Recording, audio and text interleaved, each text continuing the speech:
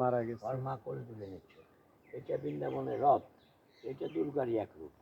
হ্যাঁ, এটা বৃন্দাবনে হরহ কীর্তন হচ্ছে, কীর্তন হচ্ছে, নীলা কীর্তন হচ্ছে। 71-এর পাক বাহিনীরা ককটেল মারছিল, ফাটে ফাটে পড়ে গেল। পড়ে গেল।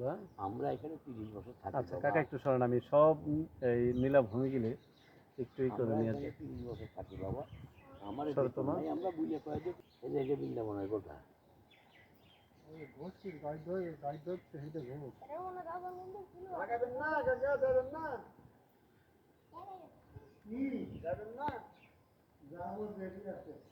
এই যেখানে এই যে শিব, দুর্গা, কার্তিক, গণেশ, লক্ষ্মী সব আছে এখানে।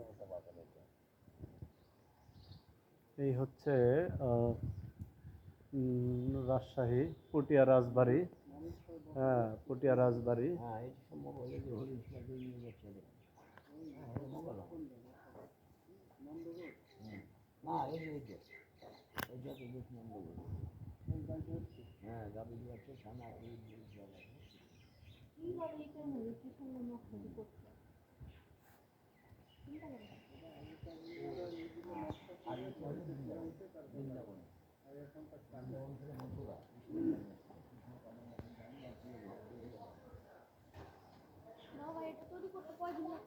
অনেক সময় লাগছে বাবা।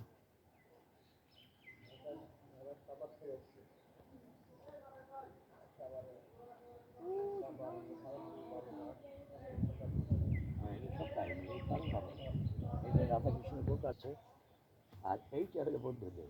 বৌদ্ধদেব, আর এইটা পাবেন যে কোন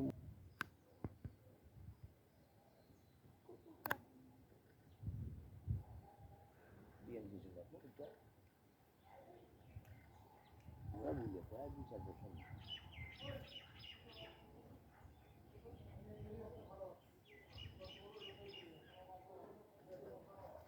গঙ্গা মাতা গোস্বামী কি, গঙ্গা মাতা গোস্বামী কি জয়।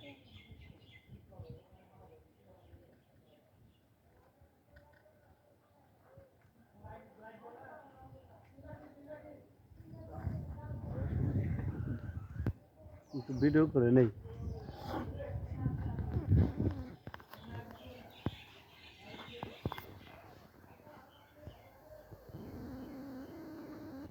তোমরা সামনে যাও। হ্যাঁ হ্যাঁ, এটাই হচ্ছে রাজবাড়ি মন্দির। তুমি এখানে এসে কি দেখতে পেলে? হ্যাঁ স্নিগ্ধা, এখানে এসে কি দেখতে পেলে?